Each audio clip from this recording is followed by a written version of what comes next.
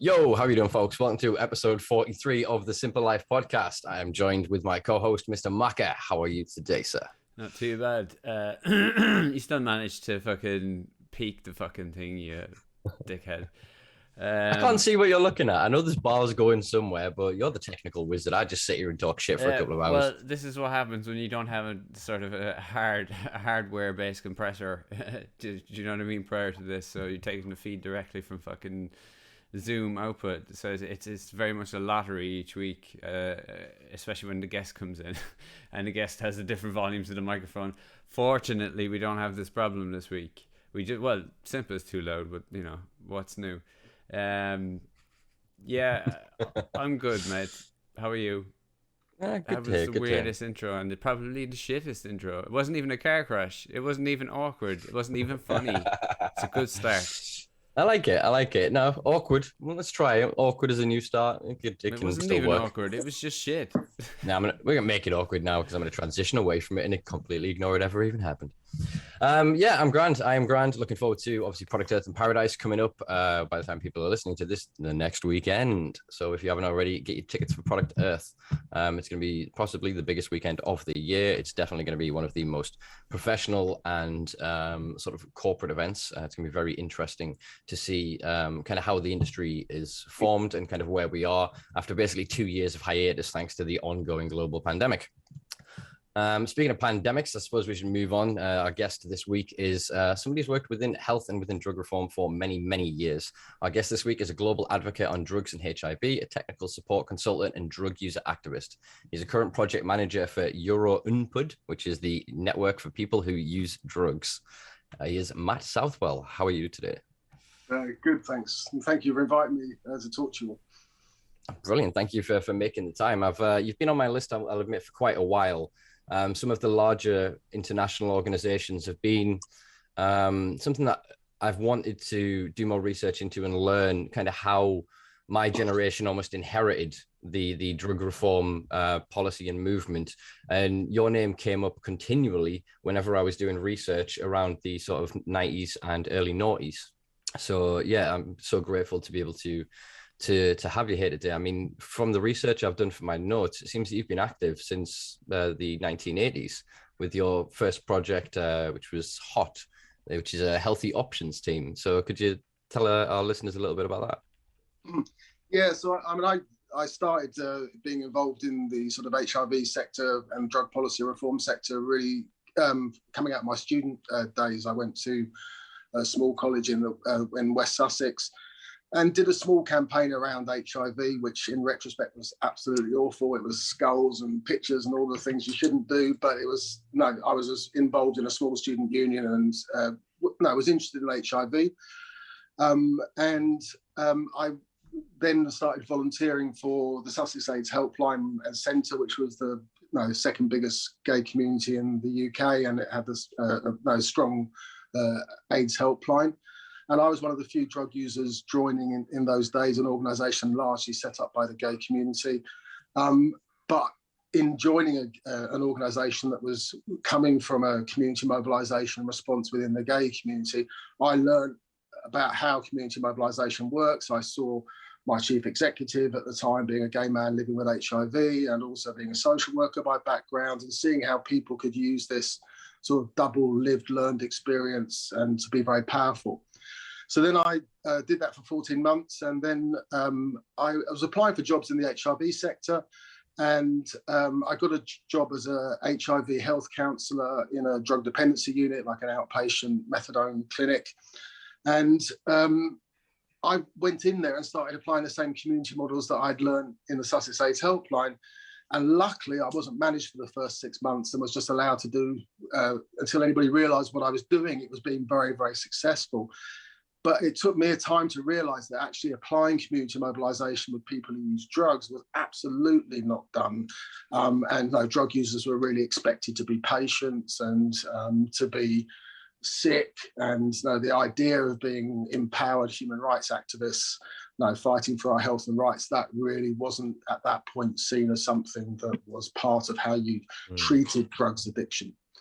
But we were coming out of a different context, which was really what's now called the key populations affected by HIV, which is gay, bisexual, and men who have sex with men, trans people, sex workers, and people who use and particularly inject drugs. And we've really worked together in the global community to fight for the health and rights of our communities. And we've been very, very successful. But in the early days, really, the Healthy Options team was this expression of community mobilisation of people who use drugs coming together to say, how can we combat HIV among our friends? How can we care for those of our friends who are dying of HIV? And that really started my whole engagement with both initially the professional drugs response, but over time starting to see the political context.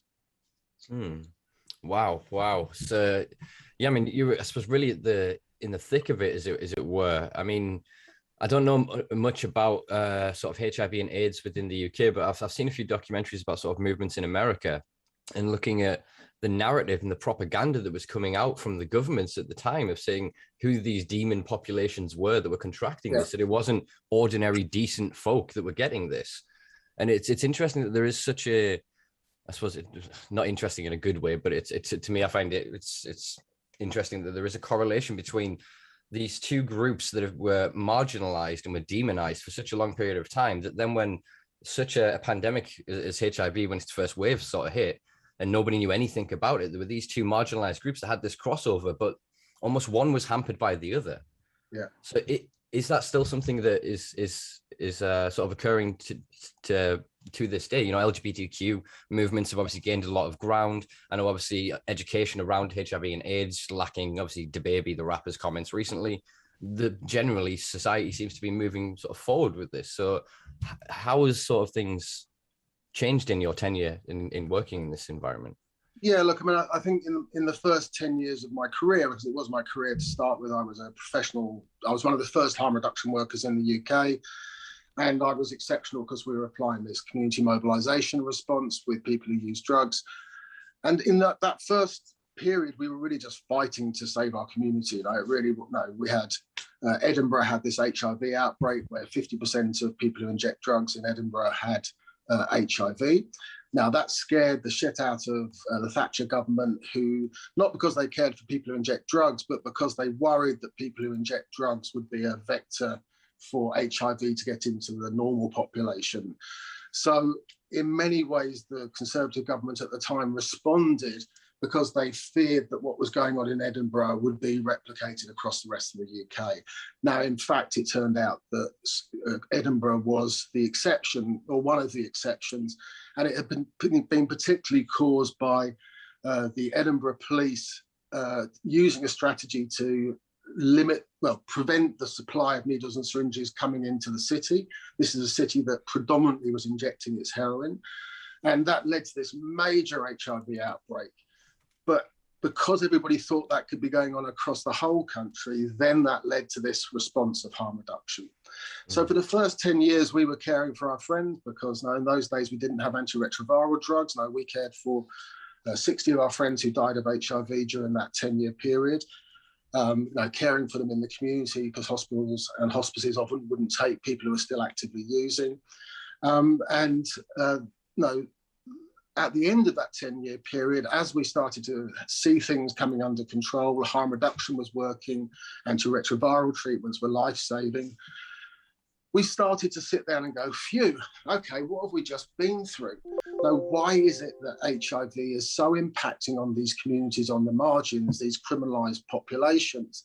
And as we started discussing, we realised actually this isn't a coincidence. This is absolutely the fact that often pandemics impact on those people who are most marginalised, and particularly when you've got populations who are being criminalised. It became this pathway and a context that allowed these populations facing criminalisation, stigma and discrimination to actually end up being right at the forefront of this disease.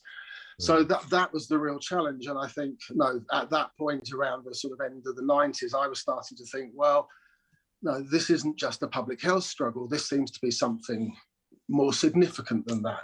And particularly as Tony Blair came into power, and we'd run this incredibly successful team called the Healthy Options team, where we'd work with drug user groups. Half our staff were drug users themselves. We had people on methadone, we had active users, we had people who are injectors. Now, so really using that expertise, but we also had nurses and other professionals who could work as part of this collaboration.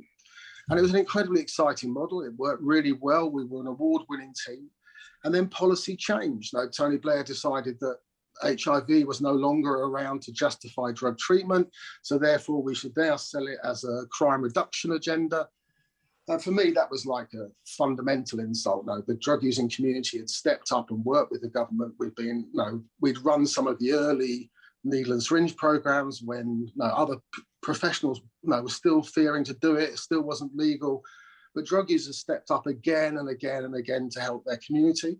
And then at the end of this period, the government just went, okay, change policy. Let's just completely switch away from what was then known as the British model, this incredibly successful package of harm reduction and drug treatment. And we mobilised this thing called the National Drug Users Development Agency, or the National Drug Users Network, which was the first global network of drug users ever to bring medicinal cannabis users, dance drug users, crack users, heroin users, injectors, ex-users. All of us came together under one umbrella, and we sought to engage the government. And the challenge was particularly that we were coming from this combination of public health, but increasingly understanding the human rights dimension, and they wanted to talk to us as patients. And that led to a catastrophic breakdown where a network of 45 drug user groups, the most successful network at that point, genuinely seeking to engage the government in an approach. They made an approach to us to work with us, and they just destroyed us. Now, they really went out of their way to just to not see what they had in front of them. For example, the cannabis movement at that time, 20 years ago, said, we can see this worrying pattern among a small group of young people who seem to be getting into problems with cannabis. It's becoming more dominating in their lives. They're challenging. It's by no means typical, but there's a small group who are getting into struggles. Now, we think we could resolve that by doing some public health education, by sharing skills with people. And the government refused to even meet with the cannabis movement to discuss it. They said, we want to talk to people on methadone, people who are patients, and that's the only conversation we want to have. If you're still active drug users, if you're still cannabis users, no, you are criminals. We don't want to work with you. It's only when you're patients that we want to connect with you. Well, I'd love to say so much has changed, but fuck all has changed. Ooh. Literally, nothing has changed. And the main thing that you brought to mind there is I've been doing a lot of research around sort of GW and around what happened with the Royal Commission and how government money was then put in Philip Robson was then to go and look at the potential therapeutic benefits of cannabis and the recommendations that then came back. And it was then ultimately the Blair government that then buried this and that led to the licensing and the creation of the GW cartel. And obviously the changes in the 2001 misuse of drug regulations was basically just created to allow legally GW to sell the products that they'd spent the past few years researching and developing and protection, as it were, from the government. So from that kind of point, it's snowballed out now to I call it the pharmaceuticalization of these compounds. So we've gone from having the human rights of going, wait, if the majority of consumers of all substances are non-problematic or don't face dependency issues, that means that the drugs themselves are not causing dependency issues. They're not causing the problems. So logic, you can extrapolate that from the information. They've had more than enough time to be able to look at this. So it does seem to be something more sinister kind of going on. And I think that you guys were almost the last real radicals, as it were, to be given an opportunity to form. Whereas the groups that now are a form of any success, they've had to become think tanks or trade bodies or different organizations and they're having conversations around the corporate interest, around the profit, around how to minimize the exposure of the substance, but maximize the profit from it. And this is what we're seeing across the board with everything now, with psilocybin, with DMT, ketamine. We saw Awakened Sciences just announced they're opening their second clinic down in London, and they're charging $6,000 a go for guided therapy with ketamine. You then look at what happened to Boomtown Festival, for example, when one girl had an overdose in, I think, 2013, 2014. It was a tragic event, don't get me wrong. Yeah. You consider there was what 60,000 people there, and boomtowners do drugs. Of all the festivals, boomtowners do drugs. So the comparative harms of this, but then the campaign that was launched around that, they're still trying to get kept from a C to a B. I think that that's going to be obviously pushed even harder once they realize the air quotes medicinal benefits of it. So it's how is it that your generation of, I'm obviously drawing the parallels, your generation of activists had so much fervor and so much impact, and then there was just this drop off? Because again, there was then David Blunkett in 2001, just before they changed the regulations, sat in Parliament and said, "Oh yeah, we're looking at rescheduling cannabis from a B to a C." That then started all these coffee shops and cafes and different, again, community-led organizations that then tried to build. But the power of the government then went after them. People went down for several years. It wasn't just a disbanding, and people were really had their lives destroyed. Yeah, look, I think there's always been this challenge between, we're calling for a regulated market for drugs, for drug supply and drug sales, and but what that market means can be a huge variety of things. We know that when big commercial companies get involved and are very distant from communities and are driven just by profits, we can end up in some very, very dangerous places. And just to give you some examples, so for example, in the 90s, we had the 80s and 90s, we had the acid house and club house culture. And initially, I know that's the drug scene that I first really took part in. Particularly the hard house scene, because my peer group were gay, so we were socialising with our gay friends. Now, this was a scene where most of us were not drinking alcohol at all. So we were taking ecstasy, we were taking other drugs. But in fact, the clubs we went to operated after the licensing hours stopped, and they were 24-hour clubs. So there was no alcohol there to be brought. Now, there was the alcohol industry did a report looking at called the Hansen report, looking at the impact of this new house dance music on the alcohol industry. And what they showed was that when a dance club opened in an area, alcohol sales went down by about 40%. And so what they started to realize was that actually the biggest threat to alcohol was actually stimulant drugs and party drugs. So what they did was they then said, well, bugger people's health, because we know that actually not mixing alcohol with drugs that can also cause people to heat up and to dehydrate heavily, so alcohol don't work really well in combination with some of the stimulants and psychedelic drugs. And I think many of us in the early days were pretty wise. I remember standing in a dance club in South London, holding a bottle of beer in my hand while having dilated pupils, and people come up to you and say, "Mate, do you understand the implications of drinking alcohol while taking ecstasy?" Not attacking me, just having a respectful conversation. So what the alcohol industry did was they drove in a whole series of new products, alcohol pops, caffeinated alcohol drinks, deliberately targeted at the stimulant using population. So on one hand saying drugs are bad all drugs, yet privately having marketing strategies that said, how do we hold on to this market? And what it's done, because the amount of money we have for proper drugs education is almost non-existent, and the money we have goes into bankrupt prevention campaigns that don't work. So then we have this huge amount of money being spent by the alcohol industry to drive stimulant users towards taking alcohol while taking their stimulant drugs, even though harm reduction advice would be saying that drug mixing is not very helpful. So that was one example. Despite all the public expressions about dance drugs, the alcohol industry had a deliberate strategy of driving alcohol products at that population, despite knowing it would cause increased harm. So market was dominant. We also have seen this with Purdue around the promotion of opioids, claiming that drugs like OxyContin were non-addictive, massive pushing of these drugs through private doctors, through private medicine.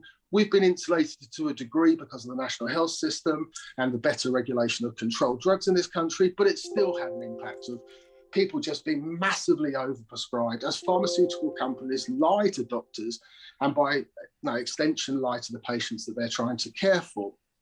So we have this massive overprescribing of pain control, while at the same time, because of drug control, all across the global south, there are people who don't get access to pain medication when they're dying of AIDS, when they're dying of cancer, because their countries can't comply with the very strict drug control regulations that guide the prescribing of opioids for pain control. So we have this huge contradiction. If you're rich and in the West, you get opioids thrown at you and ridiculous pattern of overprescribing, while at the same time we have people dying in absolute excruciating pain because we set up this totally unfair system for managing pain.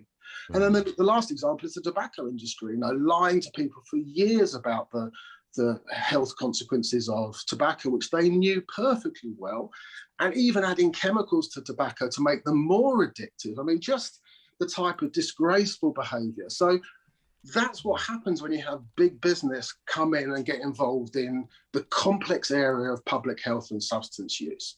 And not just public health, but public health, pleasure and substance use, being able to work in that dimension.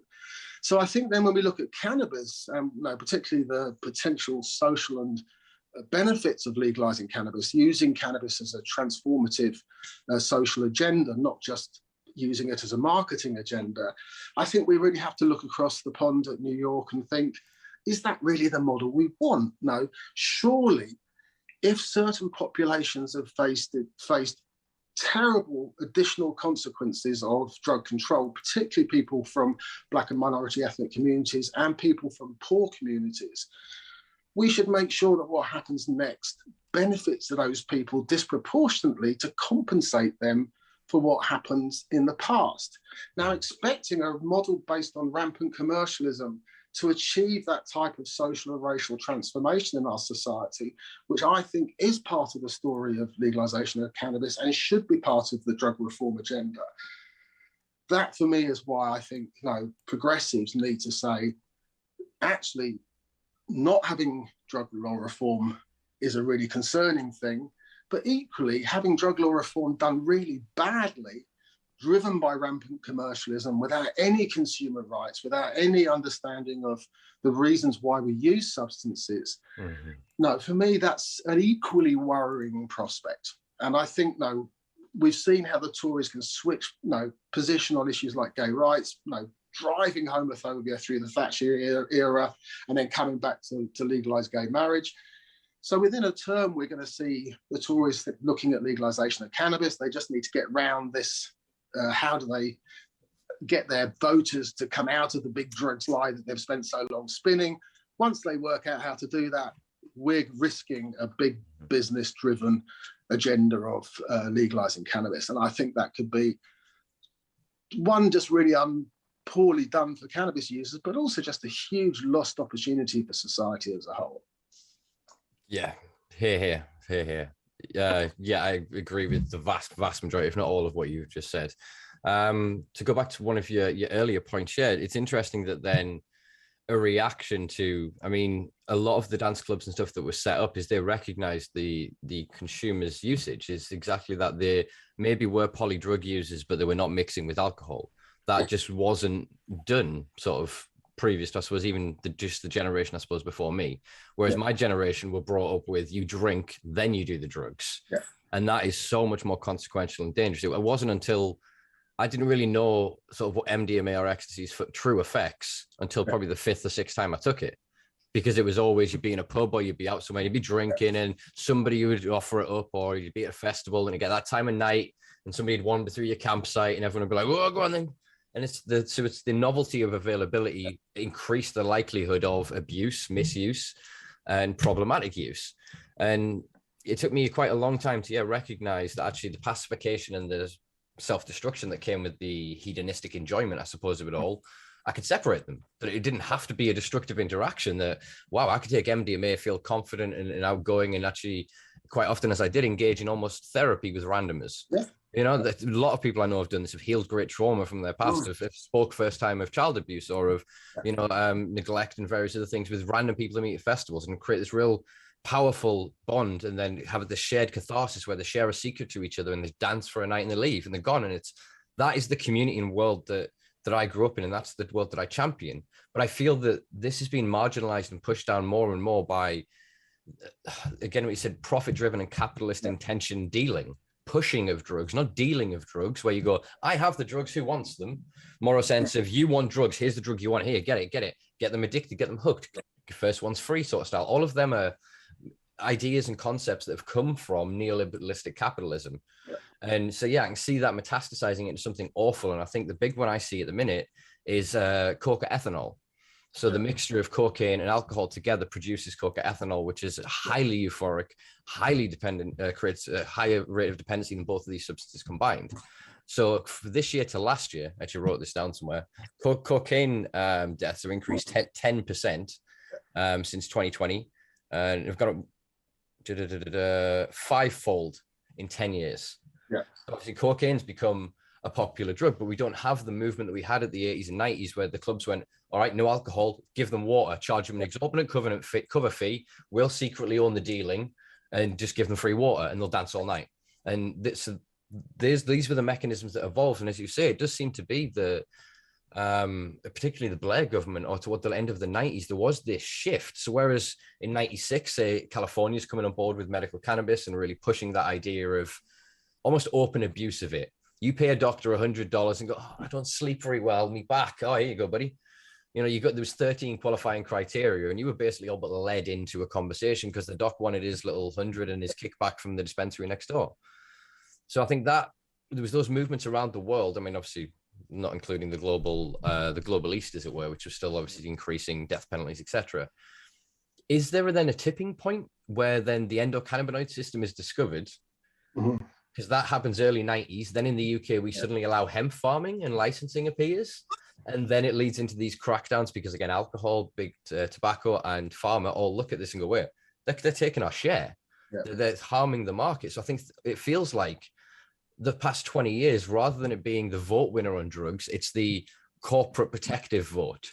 It's ensuring that the big industries are getting what they want from this. So the hard on drugs means you keep availability down, which also then means that research and everything else becomes incredibly restrictive. So now these companies that are trying to patent like psilocybin, which is the derivative you derive from psilocybin when you consume it, and all these other like pillows and all sorts. We had Danny Kushlik on recently from Transform, and he was talking about, a company that have patented a pillow that you use during a psychedelic therapy. And you can just see their end goal with this that way, when the cultural use, the human rights use, the rite of passage into adulthood almost, which is what I see. I mean, even sort of when I was sort of 18, 19, the number of sort of 17, 18-year-olds that would session like with our lot, and it would be their rite of passage into adulthood. It wasn't, we never pushed drugs on them. You'd be like, no, you can't be part of this. No, you don't. You're not coming out with us this weekend until a certain point of maturity that you then go, okay. And you usher them into this sensible drug use to going, here's how you stay hydrated, here's how you keep an eye on your temperature, make sure to get out for air if you're dancing, don't strip down too much if you're going to be out in the middle of a rave or a mosh pit or whatever, and really give that harm reduction education, but also a reasonable idea of what it is, non-sensational, like overinflated, this will be the best thing that's ever going to happen to you, but just a realistic, this is a drug experience, here's an idea what can happen, we'll help you if something goes wrong. And that just seems to be lost because that rite of passage is being replaced by pushing, as it were, like active, aggressive dealing of going, actually, I've got a dependency issue, so I'm going to buy as much as I can to sell as much as I can, cut it as much as I can, so I've got more for me. And I think we need to come back to an understanding of, so I think this issue of, I think this issue of commercialization is a new dynamic that we have to think about. And I think as we start to see decrim and then discussions around regulated markets and then legalization, it's going to become a more and more significant issue. That's just because global capitalism is the dominant model in the world at the moment. And some academics have written, no, it's just the reality of legalizing cannabis within a world dominated by global capitalism. That's the nature of the beast. However, I think we need to go back and understand, why did they introduce the war on drugs in the first place? And I think, there was always a concern about sounding like a bunch of conspiracy theorists for saying, no, you did this deliberately, you're trying to control us, you're trying to do this. And then, of course, an undercover reporter catches Nixon's aide from the time being very upfront about why they did the war on drugs. And he said, look, no, it's absolutely clear. We had a problem with the Black civil rights movement, who were calling for civil rights for the African-American people. And then there were anti-war lefties, particularly hippies, who were campaigning against the war in Vietnam. And Nixon wanted a strategy that allowed him to criminalize and persecute and socially repress those two populations. Now, what he realized was, of course, you couldn't just say all blacks should be criminalized, all hippies should be criminalized. So what he did was pick the drugs that people were using. So their drugs, tobacco, nicotine, alcohol became acceptable. And then we have they're the exception to the drug control regulations. But those drugs that seem to be associated with black people or the left or dissidents in society, those drugs are criminalized. Now that allows the forces of the state to be targeted at left people on the left, people from black communities.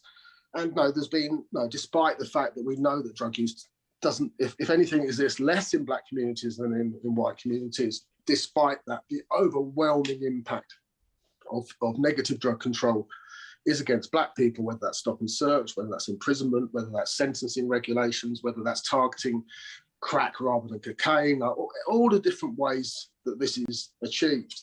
Mm-hmm. Now, I mean, when I was in the 90s, I was also an anti-fascist in East London, being involved in fighting BNP and various other people at that time. And as I moved away from that work, I felt like I'm a bit guilty moving into drug user politics. Now, am I actually leaving the main game to take on a side issue? But now that we hear Nixon's true thoughts, when his aide was asked, did he realize that this was racist? And he went, of course we did. We deliberately did it to demonize these two groups and to socially control them. So drug control is absolutely intentionally social control, and it's absolutely intentionally a tool of racial suppression. And it links back into the whole history of colonialism and the whole period that went before that. So I think understanding that political context, so that's what we really learned coming out of the HIV era was, this isn't just a public health struggle. No, the reason why 4 of the most marginalized populations in the world are at the epicenter of this public health crisis is because of the very reason we're criminalized and demonized and persecuted. It's part of that wider narrative. So once you understand that drug control is about racial injustice and social control, then as you start to try to move away from it, the debate becomes, well, how do we move away? Do we try to go for drugs exceptionalism and say, well, can we just add cannabis to the list of alcohol, tobacco, and nicotine? And then we'll do all the other drugs, do all the other drug users, but let's just earn the money out of cannabis. So you don't fundamentally change the model. And what people from Oregon and from the cannabis campaigns in the decrim campaign in Oregon and the legalization of cannabis campaigns in a number of states is what people are saying is we were successful at the point where we stopped spinning and hedging our bets and trying to make drug law reform sound respectable and nice and something that everybody could live with, and just coming out clean and saying this was set up this was the first big lie of an impeached US president. We can see it with Trump now. Nixon did exactly the same thing 50 years ago, but worse, he spread that lie around the whole world. And of course, it fitted very much into countries where they had histories of imperialism and they were also repressive states. So now that we see the US and Europe and Latin America moving away from a commitment to drug control, it's notable that it's the repressive states, Russia, China, Myanmar, countries that want to suppress their people. They're the ones who buy into drug control because it does what it says on the tin. It's a tool of social control. It's a tool of racial injustice. Yeah. And then as you come out of it, you have to think about how do we change that and how do we create a regulated market that doesn't lead us into this rampant commercialism, and how do we manage that? How do we get the social transformative agenda?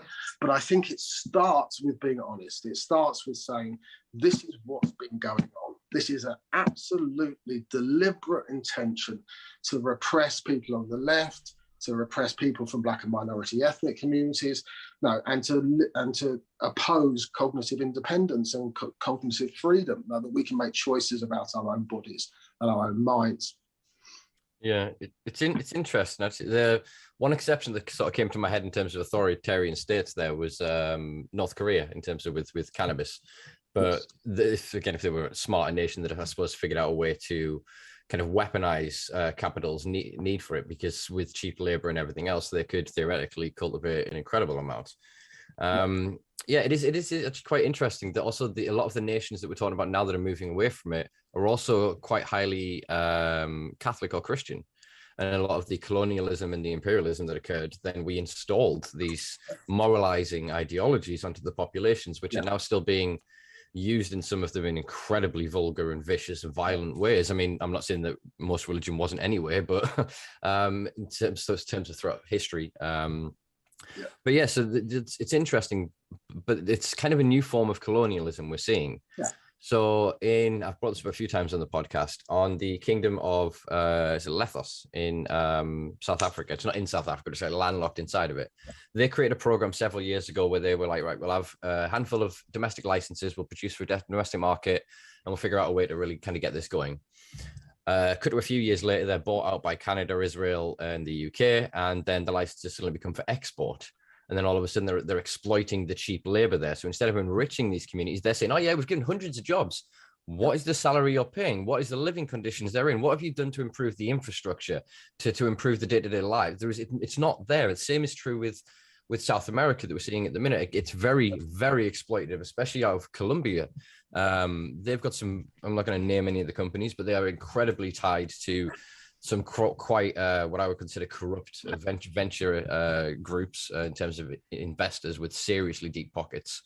And they're modifying it again for exportation. Then it's not about improving and building up the nation state. It's about exploiting it further. So whereas before it's arguable, if you obviously know the history of the Iran-Contra deal sort of thing, as for the listeners of what went down with the real Rick Ross and the sale of crack cocaine in America funding the Nicaraguan rebels, for example, that it was then the continuation and the perpetuation of the international war on drugs, and then the looking the other way for this once the product leaves the country, the exponential amount of wealth that was generated. I mean, a kilo of cocaine in somewhere like Bolivia is like $1,500 in terms of raw material. It's nothing. And what the individual actually then get for that, once it's then transitioned up, is next to nothing.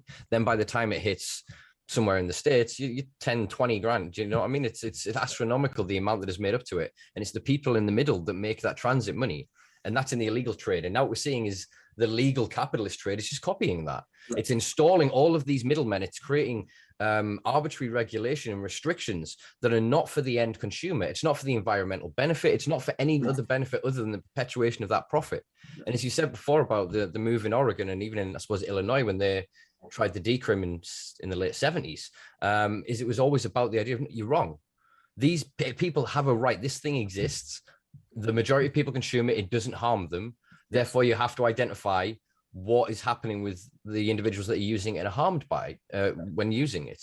And that narrative just seems to have vanished because in your era, it was almost too easy to then go, actually, they're bad people because look, they're associated to crime, they're associated to this new novel HIV thing and all this other stuff, and easy to demonize.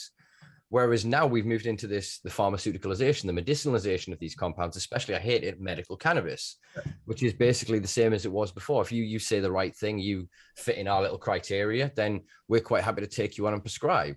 But anybody that thinks that I call it the medical cannabis industrial complex, this big pharma cannabis driven industry, is actually there to supply flowers infinitum, you're kidding yourselves. They're gaining data sets. All behind the scenes, these trials that are going on are for novel compounds. The synthetic market is hotting up. There are people now bringing, there's an NFL or NBA player, I think, has just released a CBD product that is derived from orange peel. So the medical cannabis market very soon is going to have nothing to do with cannabis because they'll still be able to use that stick of going, do you grow that weed? Is that a flower? That's a floral cannabis. That's not medicine. That's dirty skunk, that's street weed. It's addictive and dangerous and causes psychosis. Yeah, look, I had the privilege of being at a conference in the Czech Republic where I was speaking, and also once speaking was Bruce Alexander of Rap Park fame. And Bruce comes from Canada originally, and very, very interesting guy. He's done a lot of work into really understanding how drug use works and how compulsion works and addiction works. And it was just at the point where Canada were moving from this sort of small-scale regulated shops and medicinal cannabis shops and licenses, this sort of state-by-state model that they had, and they were going for this full-on legalization. And Bruce said to me, look, I oppose legalization in this context. I think we've got a really rich, dynamic, community-led growing and selling scheme. It is limited to Canada because and people have to have consent within their local states. They have to have regulation changes from state to state.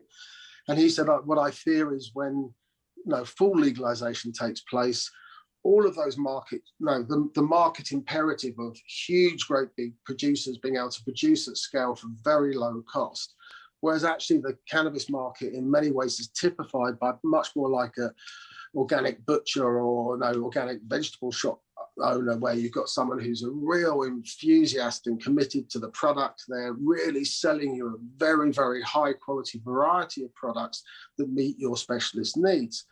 And for many of us, we're happy to pay for that and to have a relationship with people who we know who are growing and having that dynamic impact.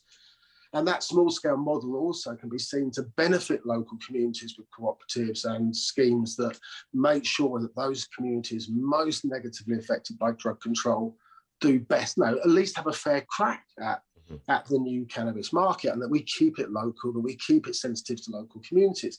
And Bruce was absolutely right. What he predicted absolutely came about. And I think sometimes we've got to be careful that calling for simple slogans like legalize cannabis. Well, what does that mean? What are we really calling for? And what I think we're calling for is as part of a wider package of full decriminalisation on a stepping stone towards a fully legally regulated market. But we need to have a discourse about this as a society. We need to talk about what does it mean? How do we do this in such a way?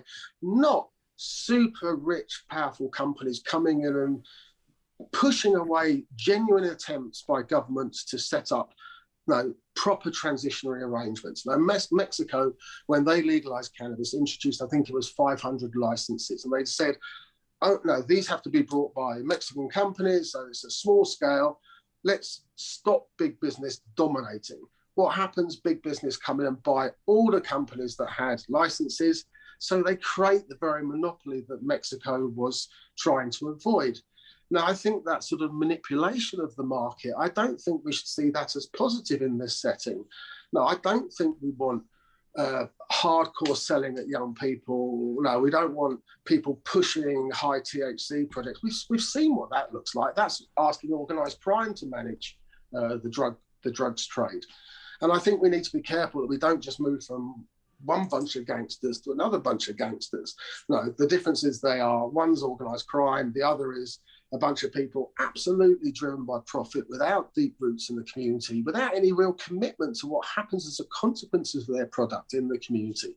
Because of course, regulating drugs and introducing drugs more broadly will have many positive benefits. It will reduce many harms, but there will also be some negative challenges and some difficulties that we have to manage.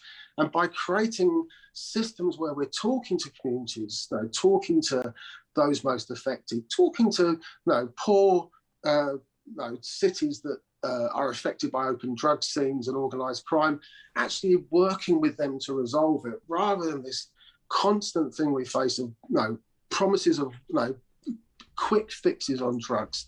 12-step sorts out everything for people with dependency problems. Legalization, the market will resolve it for us. We just know that that's not the case. If the market sorted it out, we wouldn't have had Purdue.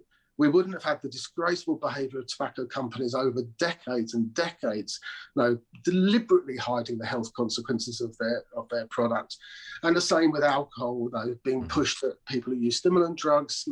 So we know that the market model doesn't work. And I think Bruce Alexander is absolutely right. We need to cherish small-scale, community-regulated supplier. And so that some cities, like Brighton, might say, yeah, let's make the North Lanes like Amsterdam, lots of cannabis shops where it can be a celebration of green culture.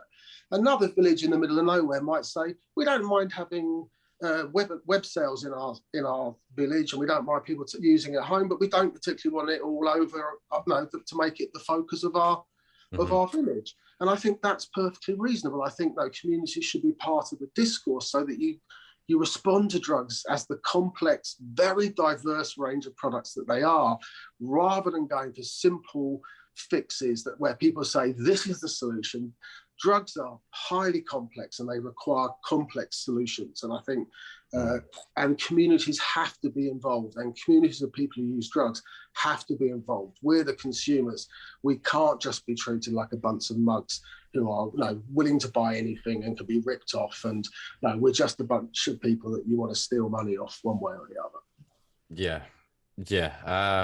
There's a lot to respond to there. And before I do, Maka, can you want to share your thoughts? Yeah, just it boils down to a very simple top level question, because first and foremost, I agree with absolutely everything that you said, and we've echoed quite a few of the sentiments in the previous podcasts. I'm absolutely pro community involvement, and I think that's probably the only way we're actually going to get anything sorted. But I keep circling back to a singular question, which is, how do you bring how do you promote discourse from a government that isn't interested in having anything to do with it?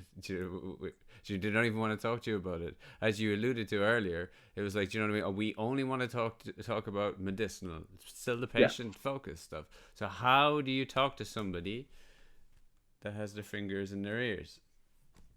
Yeah, look, I think it's very important. I think, I led the UK drug user movement into this engagement with the UK Drug Czar's office, and it was a very exciting period for a period, and then an incredibly demoralising period where we lost everything that we'd built.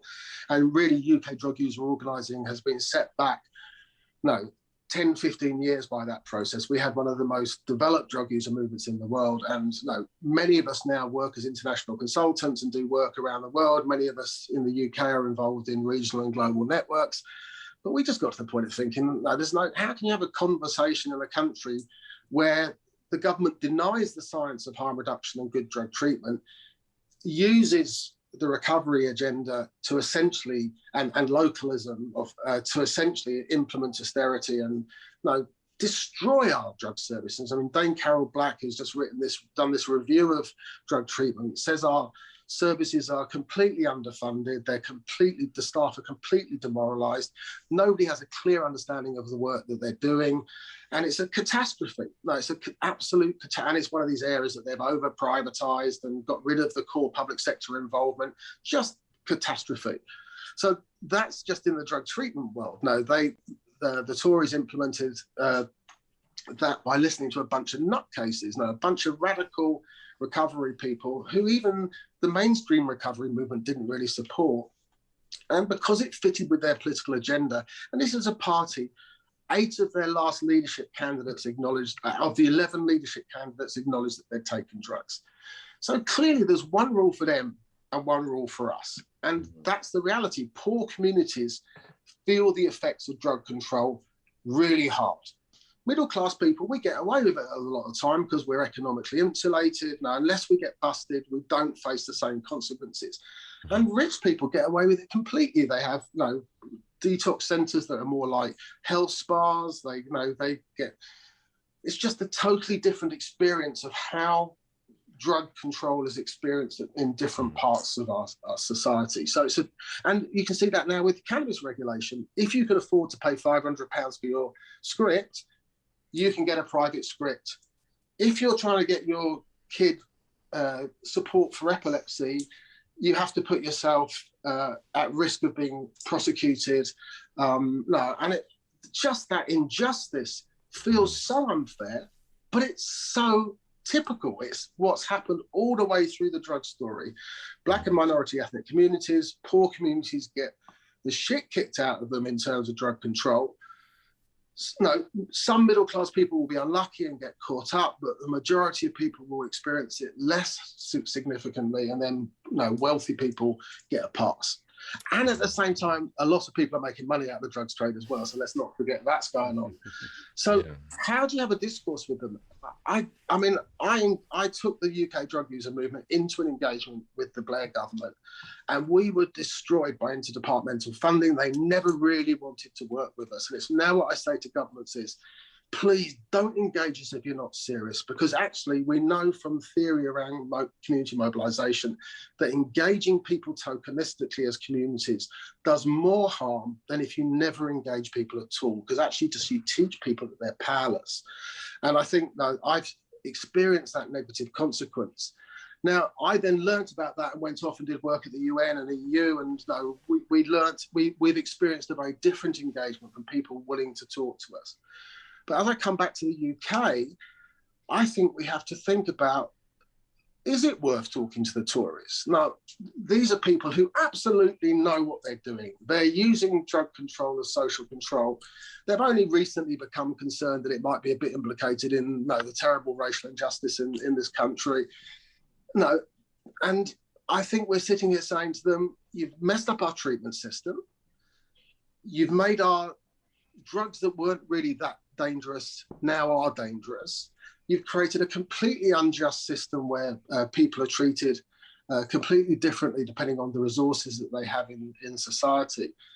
And it's a very, very divisive thing. Now, the challenge is that we are now, I mean, one of the issues about big lies is that big lies work until the negative consequences of the big lie start to impact on people too much. And I think we are now at that point.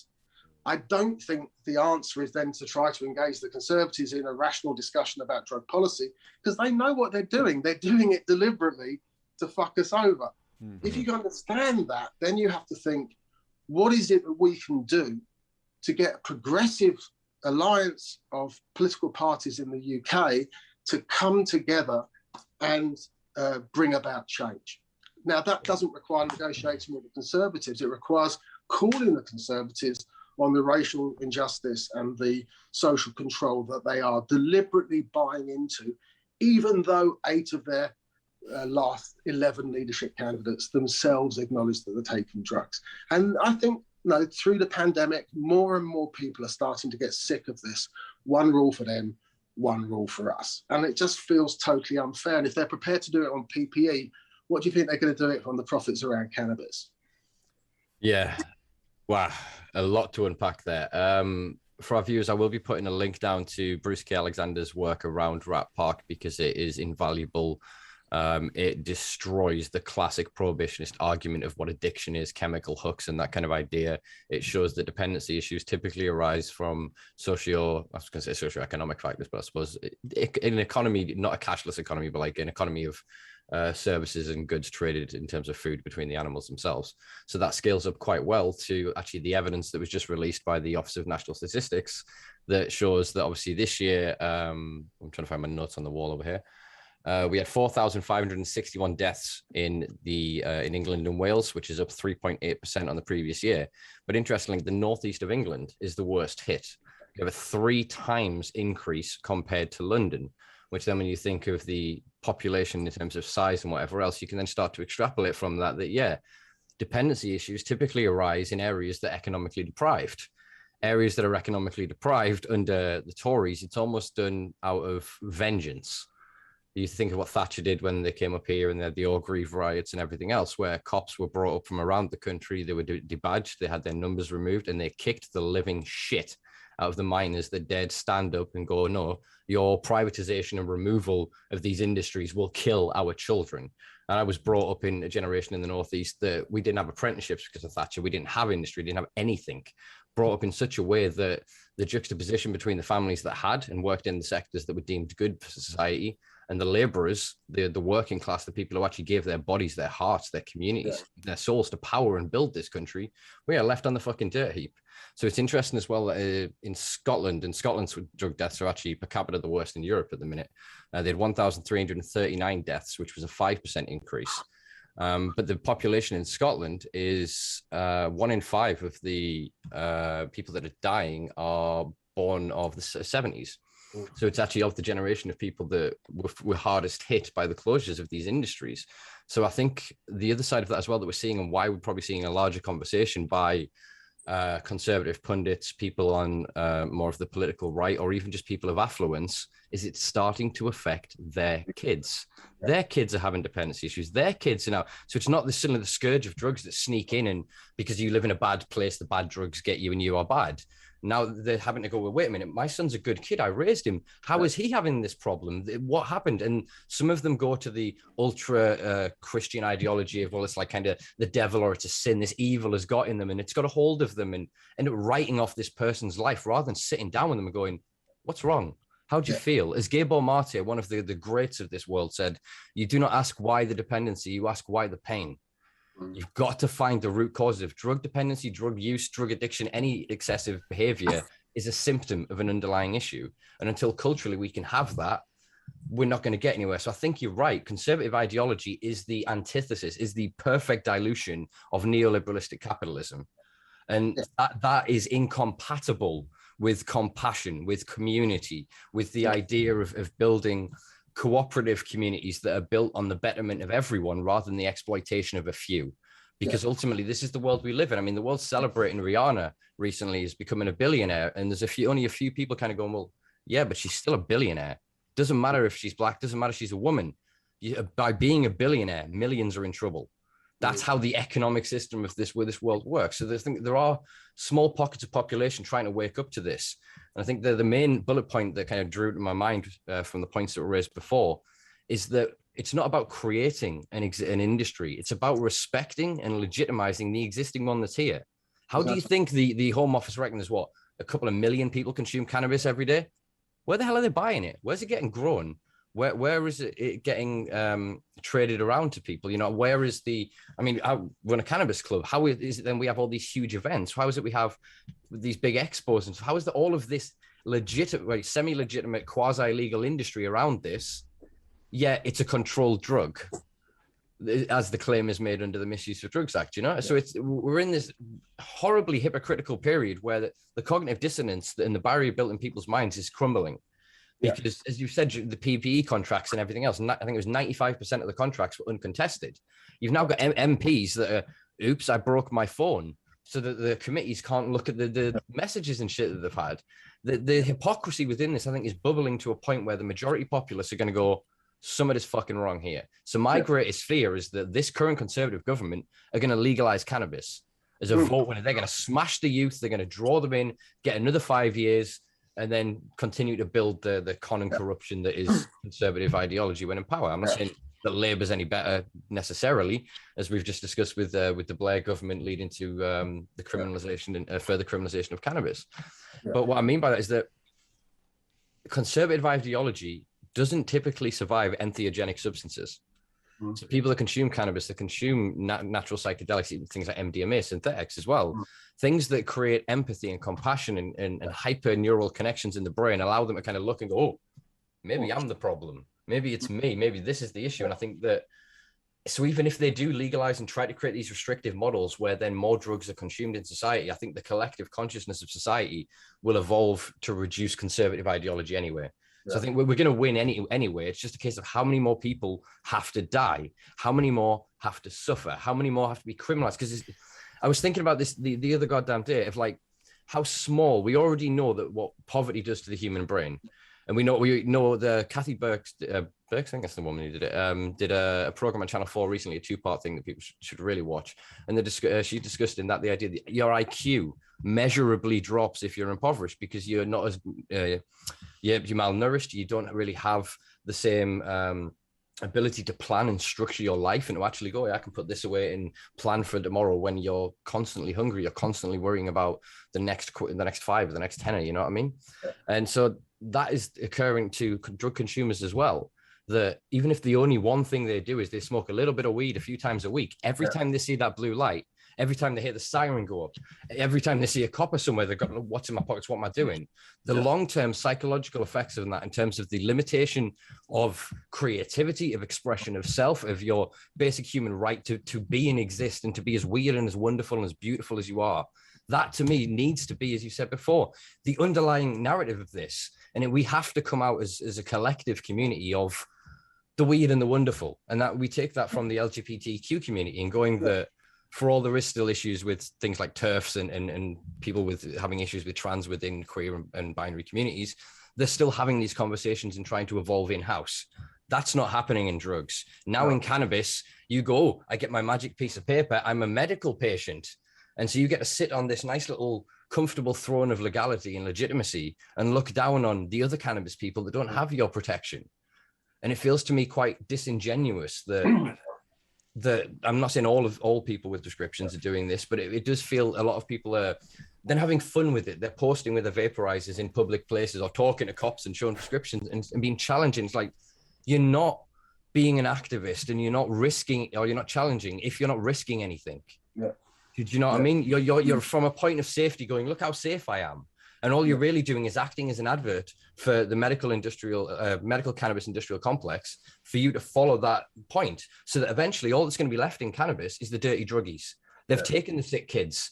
They've taken the old and frail because they're going to win over the boomers market, because they're the largest consumer market in the world, because they've gone from being sold and abused and manipulated into endless prescriptions with opioids and all kinds of God knows what to deal with the side effects of other things. I mean, I didn't realize how big the laxative trade in the world had become because of opioids, because they then cause people to get bunged the hell up. So you were talking about like Sackler as well before, just to kind of throw this one out so people are aware of this. They've just managed to restructure their business to put it into another subsidiary that's going to file for the bankruptcy. So they're going to get out of this tens of billions that they were then fined by the American government, and they're not going to have to pay any of it. Not only that, not one of the Sackler family actually has a conviction for this. They convicted the company. Can you imagine, as a drug dealer, you set up a business and you go like Charlie Incorporated and you sell a bit of coke and you get caught. No. I'm just the CEO. I'm the director. The business is the thing that's in the hypocrisy and the bullshit within this. And again, as we drew back to before, I think that most people are now, they can at least smell it. Even if they can't tell where it's coming from, they know there's some shit in the air. And I think that we're at a point where hopefully, this is why part of the reason I'm reaching out to people like yourself at the larger organizations and at legitimate and more respected organizations, to try to find if there is this time, this ideal moment to have this collective conversation again of going, we've tried the medical route. We've tried appealing to harm reduction. We've tried appealing to the ethics and the morality of people. We've tried all of this shit. It needs to just come down to if alcohol, so comparatively, we said before, 4,500 people died in this country from drugs last year. 7,423 died from alcohol. And they're just the ones that are directly linked. That's not including the cancers that are comorbid and caused by alcohol consumption. Tobacco, I haven't written down. How about no? I haven't written down. But is exponentially even larger than that. But again, two regulated markets that are not scheduled drugs. Yeah. So if they can exist with the harms they do, but the markets they do, we either need to have a conversation of bringing everything into that market or bringing everything into a new model. Yeah. Look, I mean, I think your example of looking at the north of England is important. I mean, I was a student in the Thatcher era, and look, I mean, I think having seen the miners' strike, the dockers' strikes, the print work, the various different strikes that were going on during that, the steel workers, all of those industrial communities that were just destroyed, because largely through a fear of trade unions being strong, working people being strong. So there was a systematic attempt to undermine the big industrial trade unions, and a willingness to destroy those industries if necessary and make us a service economy rather than having those industrial bases. Now, when I was also training people as someone who's training in motivational interviewing at that time, and I would go up to the north of England and train the careers officers who were trying to, or what became the connection staff, who were trying to guide those steel workers, miners into new careers, often into call centres and much less well-paid jobs that weren't jobs for life. And I'd also get taxis when I was up there. And often the taxi drivers were the ex-miners, the ex-steel workers. And I'd talk to them about their experience and how they'd experienced it. And however much they'd lost those industrial battles, they also talked with incredible pride about what it was like to be a community in struggle. Now, when you came together as a community and stood up for yourself, that sense of pride, that sense of belonging. And I think, what I've learned as a drug user activist is, one, this amazing alliance between people living with HIV, sex workers, gay, bisexual, and men who have sex with men, trans people, all coming together as the populations affected by HIV, and engaging the UN, the global governments, the different institutions, and just taking the science to them, taking our testimony to them, really sort of engaging as highly professional advocates in this high-level engagement. And we've been remarkably successful. Mm-hmm. And I think this is the two things, that on one level, you can see communities getting battered, but then the community in struggle is also something very healing in and of itself. And I think for ourselves, understanding the root causes of drug control, it was an intentional strategy to manipulate racial injustice and to socially control Black communities and poor communities and people on the left. That was an absolutely explicit agenda that's led us into 50 years of a catastrophic drug policy failure. Mm-hmm. And I think what we need to look at is how we come together across different types of drug users, different stakeholders in our communities, people trying different strategies to bring about change. Now, some short-term, some remedial, some revolutionary, different, some more technical, some more commercial, all of these different responses to try and bring about change. And I think we've got to find a way of not allowing ourselves to be divided. I've seen the drug user movement time and time again. Methadone users being turned against active injectors, dance drug users being turned against dependent. And it's just I sit on acid house forums and hearing people going on, posting demonizing posts about bagheads and crackheads. And it's like going, you're a bunch of dance drug users. What the hell are you talking about? This this right-wing narrative of attacking other drug users. You're a drug user. Now, there will be times you look just as messy as these people. And does it really matter that they smoke crack or inject heroin and you pop pills and snort ketamine? Is it really that different? This is a common struggle. And the biggest lesson from the lesbian and gay community is that look at the growing numbers of initials, shows that ability of a community to respect its diversity, to embrace its diversity, and use its power collectively to fight for change. And I think that's something we've got to do. Back in 1999 to 2004, Alan Buffery and colleagues led the cannabis movement very bravely into a partnership with other drug users, moved the cannabis movement from a legalized cannabis position to an anti-prohibitionist position. I still remain incredibly grateful to that generation of cannabis activists who took what was not an easy step at that time. And I think it's laid foundations in terms of relationships that we need to come back to, so that actually, hopefully, we have an experience of the people in the north of England who fought together and stood together and experienced that community and struggle. But hopefully the outcome for us is one where we can bring about fundamental change and use drug policy reform as a tool, not for social control, not for racial injustice, but for racial justice and social empowerment. And I think that's the opportunity that sits in front of us right now, particularly as we come out of the pandemic. There's so much in flux at the moment. Brexit has thrown things up in the air. Political allegiances are moving all over the place right now. And I think it's time we turn around and say, look, society is complex, but we've got this massively regressive policy that was set up to fuck different people in society.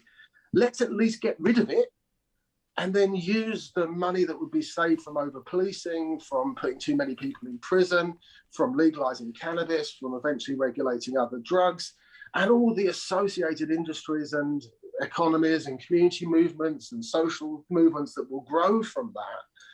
That's the opportunity, I think, is in front of us. And I think that becomes a positive vision. And I think to bring about change, we're going to have to do some really difficult things. We're going to have to unite the Starmer supporters with the hard left supporters. We're going to have to bring the Liberal Democrats, the Greens, the SNP. We're going to have to bring a progressive alliance together to take down the Tories and expose them as the hypocrites that they are, people who are using drug control to repress us.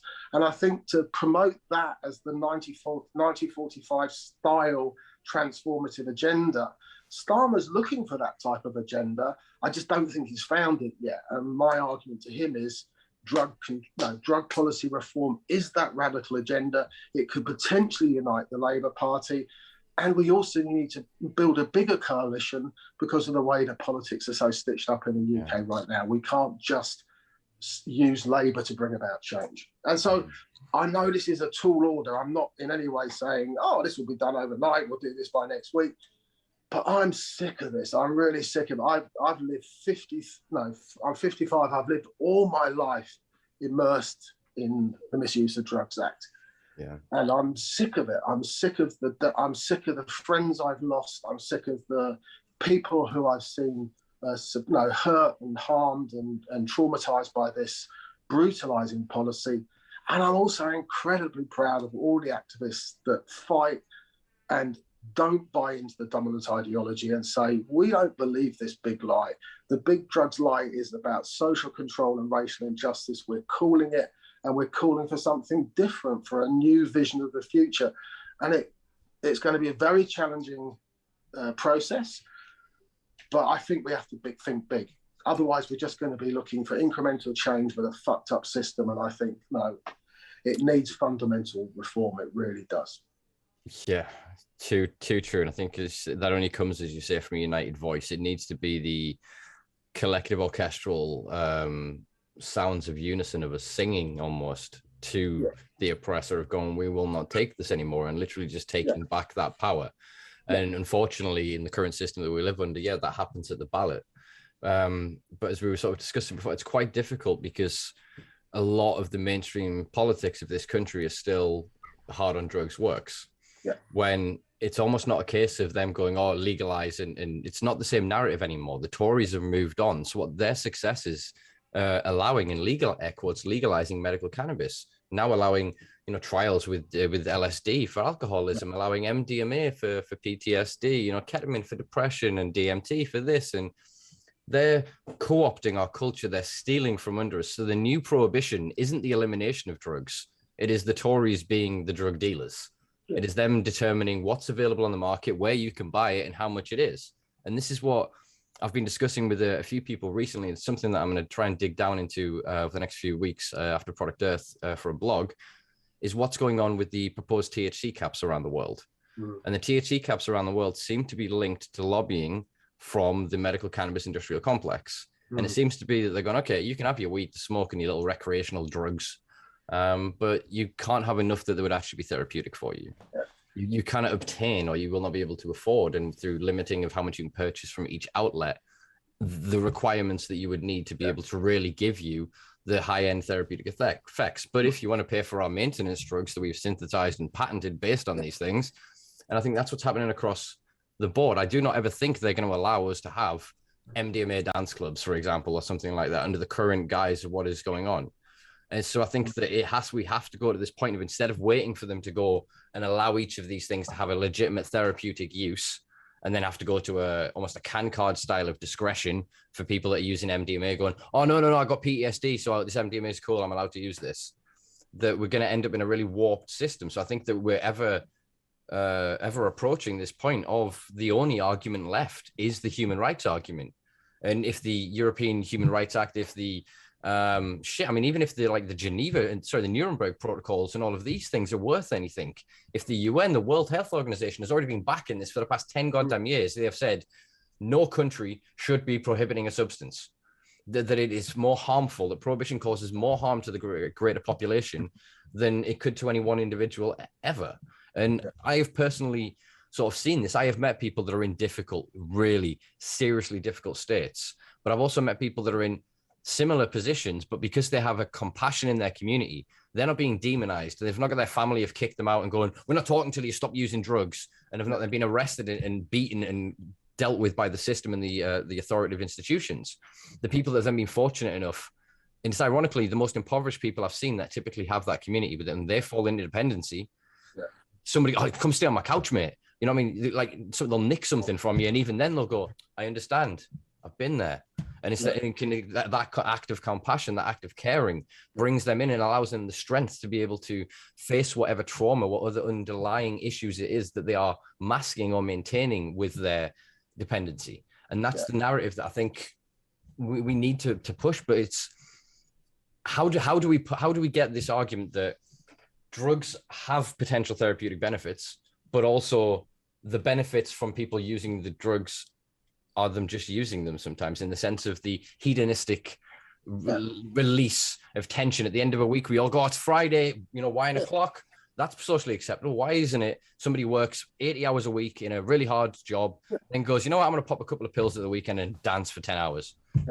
How's that any different? And I think this is part of the narrative that the drugs is either described as criminality, and then we now start to see some reform that says, oh no, drug users maybe are not criminals, they're patients. But then that's just pathologizing us rather than criminalizing us. So it's about starting to say, it's not, no, we know that about 10% of people who use drugs get into some type of problems. That's UNODC, World Drug Report figures. But it varies, different drugs have slightly different varying numbers, but it's generally around this mark. So we understand that some people get into what they would call substance use disorder or substance use condition. And we know what helps with that. And we know the type of medications that help, but they constantly refuse to give the right medications to support people, because they'll give us methadone or buprenorphine, drugs that don't have huge amounts of pleasure associated with them. But if you ask for long-acting morphine or diamorphine, then they immediately go, oh, but that will give you pleasure. No, we can't give you a medication that gives you pleasure. No, and I think it's just this sort of discourse about saying, why can't we talk about the fact that substances in our life, they help us manage pain, they can help us manage trauma, they can help us find balance in our lives, they can help us find collective connection in our lives with other people, they can help us find spiritual encounters, they can help us explore our personalities and develop our personalities. And they can also just give us pleasure, just having fun, just having enjoyment. And I think not having to apologize all the time for the fact that, yeah, I'm a medicinal cannabis user. I found out in my 40s that I probably have an endocannabinoid deficiency. And that helps me understand my cannabis use and helps me manage my cannabis use. I was using cannabis from my teens all the way up to my 40s because I thought it was pleasurable and it helped me, and I found it intuitively helped me. The fact I later went on to understand that there was something going on, there was a condition that helped with that. No, I'm delighted to have such a pleasurable medication that helps me manage the issues of balance and migraines in my life.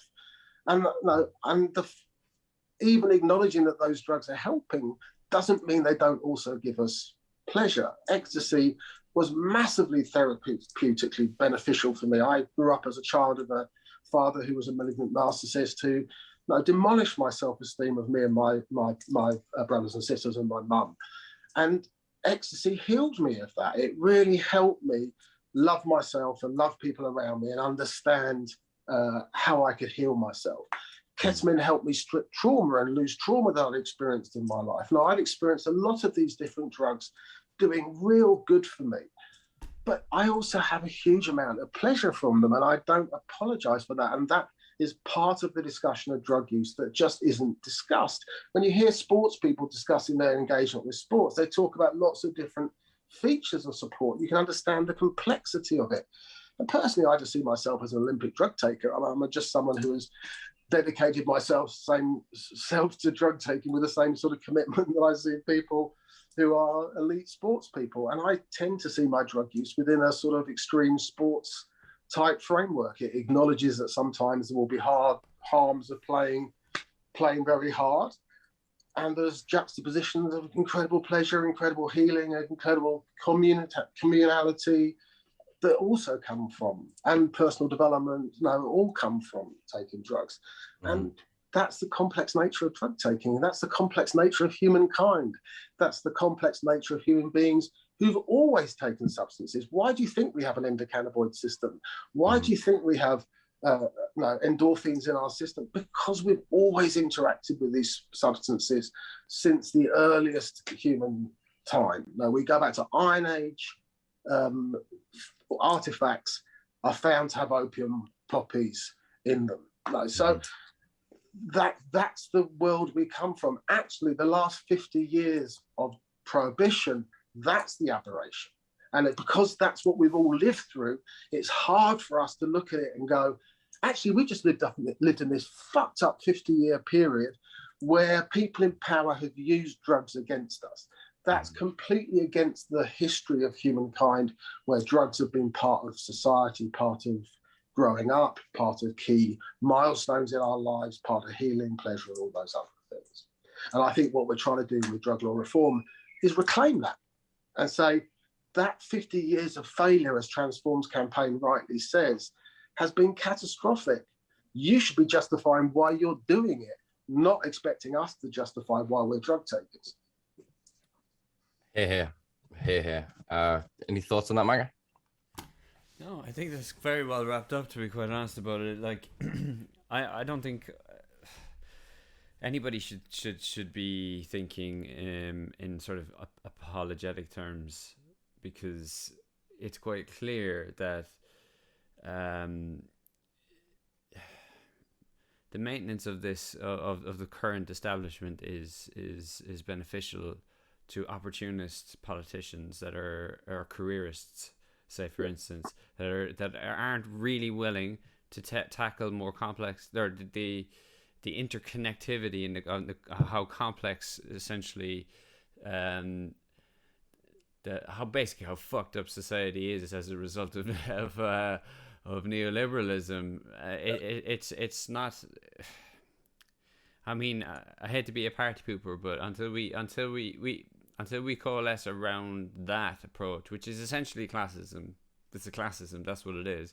Until we actually fully focus on destroying that and eradicating it from our society, then we're pissing in the wind, really. Do you know that kind of way? We can have this conversation 150,000 more times, but eventually we're going to have to actually fucking do something about it. And it's the gatekeepers, which is a sort of a buzzword we've used on this podcast before, which is the Tory party, Kit Malthouse and all that are just going, oh yeah, I've heard everything that you have to say. Nah, you're grand. We'll talk about it again in a few months. Fuck it. Yeah, and I think the key thing is to understand that they have heard exactly what you said. In fact, they always knew what you said. Yeah. No, in fact, I doubted myself around embracing a clear agenda that no, drug control was a form of racial injustice and social control. That felt a bit conspiracy theorist to me. Now, I felt a bit, I'm a diplomat. I work as a global advocate for people who use drugs, and I'm seen as a pretty reasonable player who seeks to find consensus. And that sort of model sounded a bit out there. But actually now, in fact, we know absolutely 100% that was the origins of Nixon's big drugs lie. No, he decided to racially oppress the Black civil rights movement and to sabotage the hippie left anti-war movement. And he did that by attacking their drugs, because that gave him cover to do what would, under normal circumstances, not be acceptable within society. I think we are hitting this tipping point. Goebbels came up with a concept of the big lie. And the argument is that the big lie works until it starts to negatively impact on the general population. And they start to then say, yeah, this big drugs lie, that's no longer just hitting those junkies or those black people. This is actually hurting us and our children. And I think we are at that point. But you need the kid on the side of the road pointing out that the emperor is naked. People don't just get it. I don't think change is inevitable. I think we could either have no change and greater social control, or I think we could end up with a very capitalist approach to the legalization of cannabis, which would then put profits in the hands of a small minority and not fundamentally resolve the underlying problems that are implicit in drug control. So I think we need to own that change happens because we make it happen. It doesn't happen on its own. No, the big social reform movements, the gay movement that has brought about change for its community. They've been very sophisticated. Yes, they used HIV and as part of that dialogue. And I think we've got to find that same type of discourse. We've got to be able to reach out to the general population who don't use drugs and say, look, our society would be a much, much better place to live in, if we didn't have this horrific process of drug control and racial injustice. And actually, we can do it in a way that gives us our rights without, and actually sorts out some of the problems in your communities, because drug control promises security, but actually it delivers the very opposite. It promotes organised crime, it promotes terrorism, it subverts society, it undermines the police and makes the police often involved in corruption. So if you want to boost our society, taking away the impediment of drug control and then using legalisation of cannabis and the resources involved in that actively and dynamically to change our society, for me, that's the beginning of this discourse. And I think it's like any government, you've got to create a coalition of people willing to bring about change. And I think we've got to frame this in such a way that states clearly what the issues are, calls the Tories absolutely for their social control and racial injustice, and proposes a positive vision and says, this is what the world could look like if we sorted this stuff out. Beautifully sort of surmised there. It's a very difficult sort of situation that we live in, where more people than ever are informed of, say, the therapeutic benefits of cannabis, but more people than ever before are saying medical cannabis, are then reinforcing and sort of perpetuating the new shackles, the creation of Prohibition 2.0. And so I think, we need this coalition, and for people to coalesce together to have this conversation. I mean, my narrative recently has been to call for time to deschedule all substances. So that my ideal would be the creation of a new drug act that would include all of the scheduled substances currently, all pharmaceutical compounds, all alcohol, tobacco, and sugar. And we would put these things in the same goddamn thing, use actual science to regulate and create accessible commercial markets for them, but not necessarily create and use the traditional tropes of advertising and marketing, which comes from the weaponization of psychology and psychiatry against the people.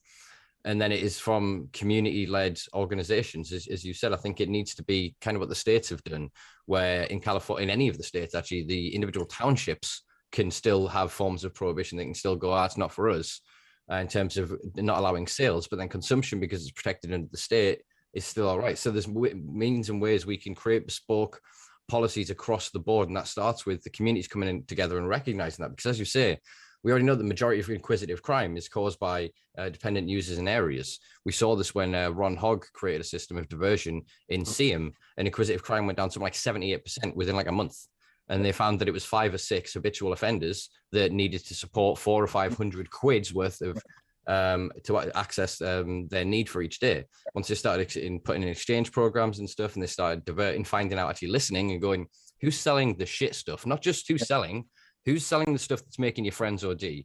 Who's selling the stuff that doesn't look right, that is burned funny?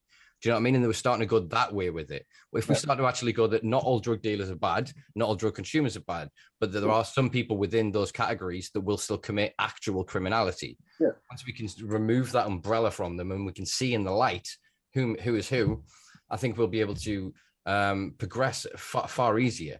And I think that unifying campaign, because I mean, descheduling works, it's wider than just drugs, as you say. It's social reform, because our last guest was Dr. Anastasia Ryan from Umbrella Lane, Sex Workers Reform Union.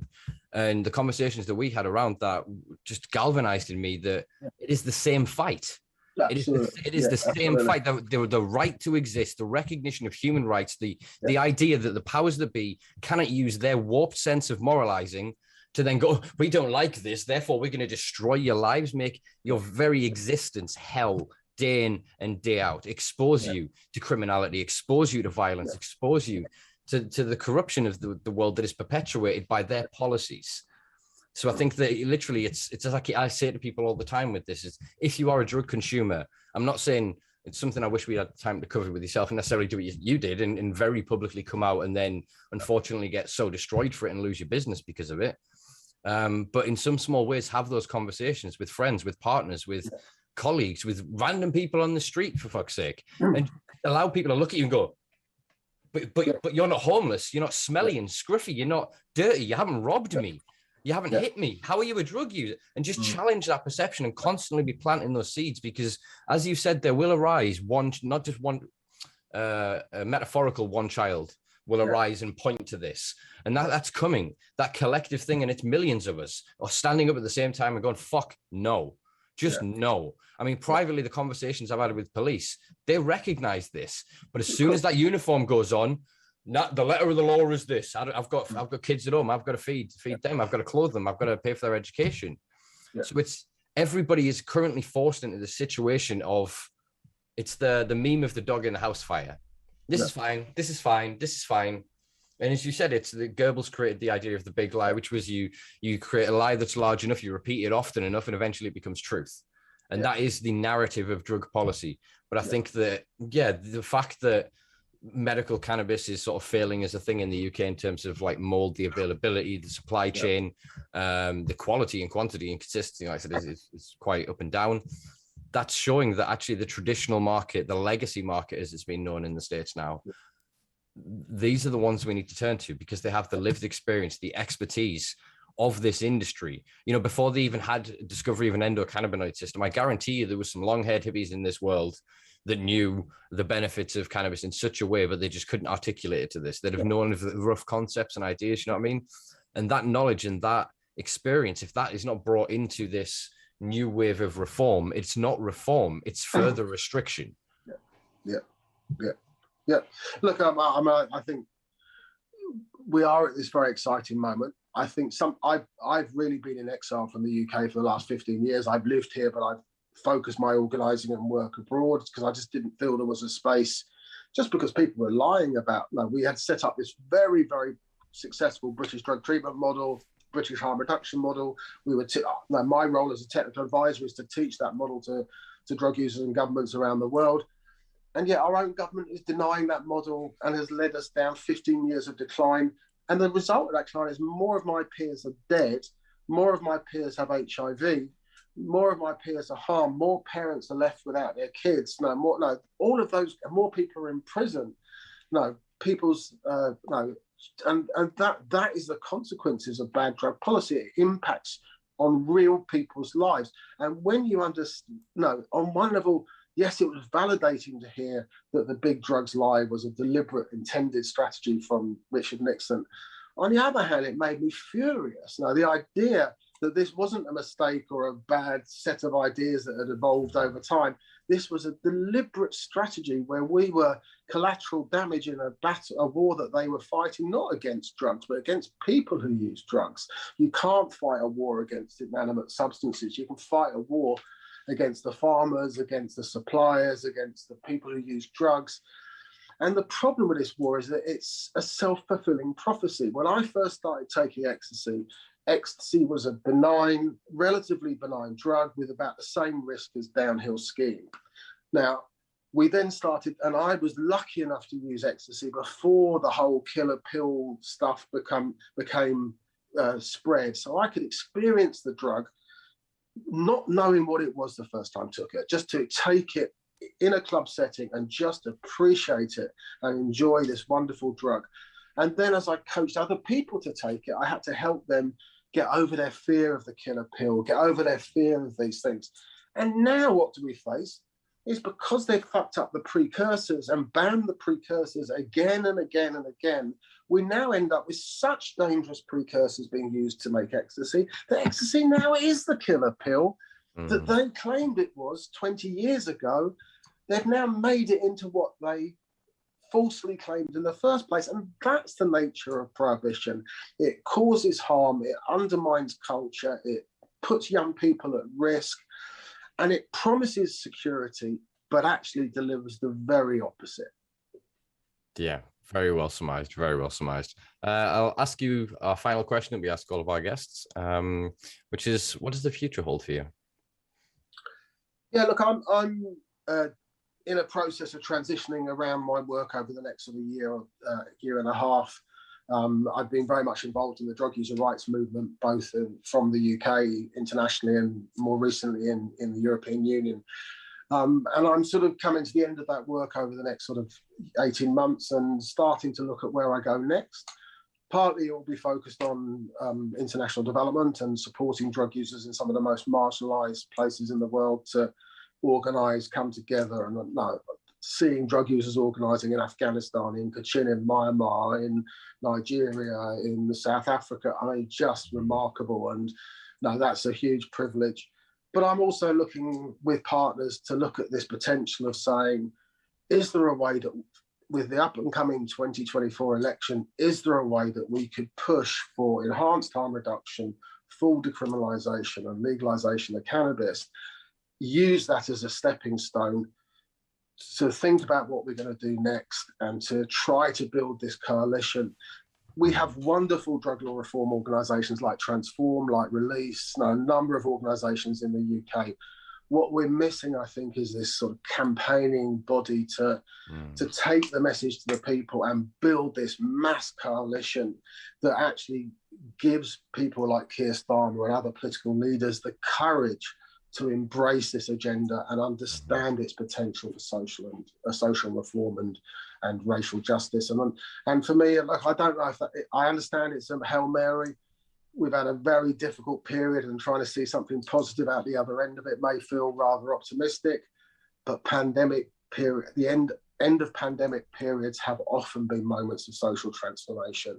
And I just think we should think big and think about looking for a future that isn't this aberration of 50 years, but is actually finding a new future founded on an understanding that human beings take mind-altering substances and embrace mind-altering substances and have done for generations and generations.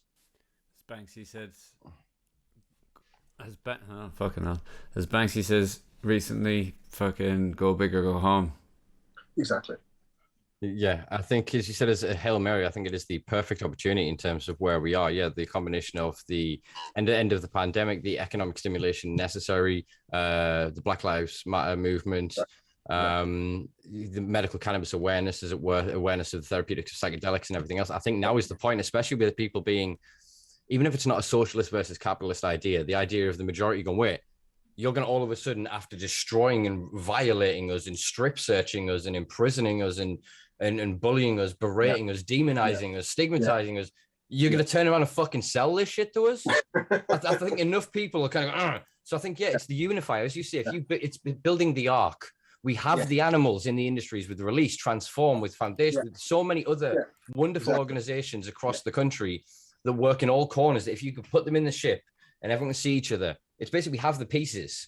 We just need to find the box and look at the picture and go, that's what it looks like. Yeah. That's it. And that comes from conferences, that comes from the coalescing of all of these ideas together, because now more than ever, the underarching idea of it, human rights and compassion, are the two things that pervade most in this.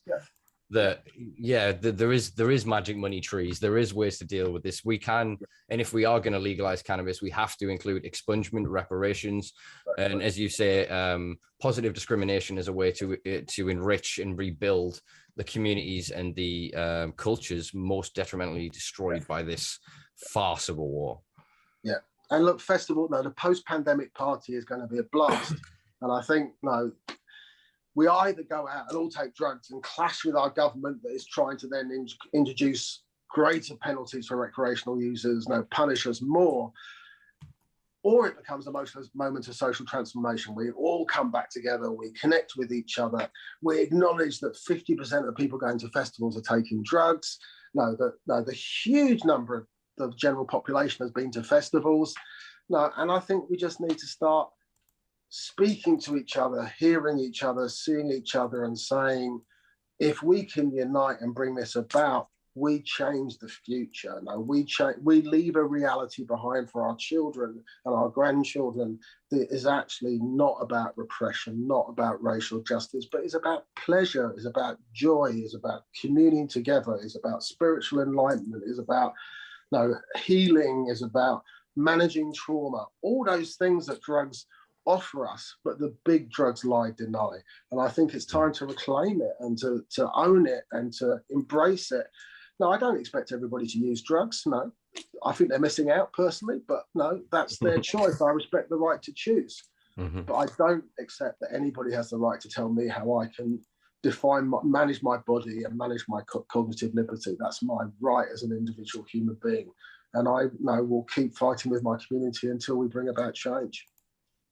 Wow, I feel genuinely inspired. Like, music to my ears, honestly. Like, that is everything I champion. That is everything that I push for, because as that's everything, whether it's homelessness, environmental issues, wealth inequality, whatever you want to talk about, BPAs and plastics and stuff, endocrine disruptors causing cancer and shit, all of these things relate back to prohibition. Yeah. And so, yeah, if we can create that big tent and we invite everybody in, and in an orderly and compassionate way, we communicate with each other, almost like the sort of South African Truth and Reconciliation Committee style, where everybody just acknowledges the actual reality, not their opinions, the actual reality from that foundation. It's not hippie to say that we can change the world at all. No. All right. Beautiful, man. Beautiful. I literally only got through about 5 of the questions that I had, so I'm definitely going to have to put you back on the list to come back on, brother, if you can spare some time. But yeah, thank you so much for taking the time to talk to me. I've really appreciated it. And no, I've been a hard drug user organizer, as a slightly lazy term, but I've been working around the sort of the opioids, the stimulants. That's been the main driver in my work. But actually, I've always been a cannabis user. That's always been an underlying. It's the substance I use most routinely in my life, and so I've always appreciated this connection with the cannabis using community. So thank you very much for inviting me to talk to you. Anytime, man. Anytime. Right, guys, you'll find in the links below Matt's Twitter, where you can keep up with him. We'll also be including links to EuroNPUD and EuroNPUD. And I was trying to pronounce the N too hard in that.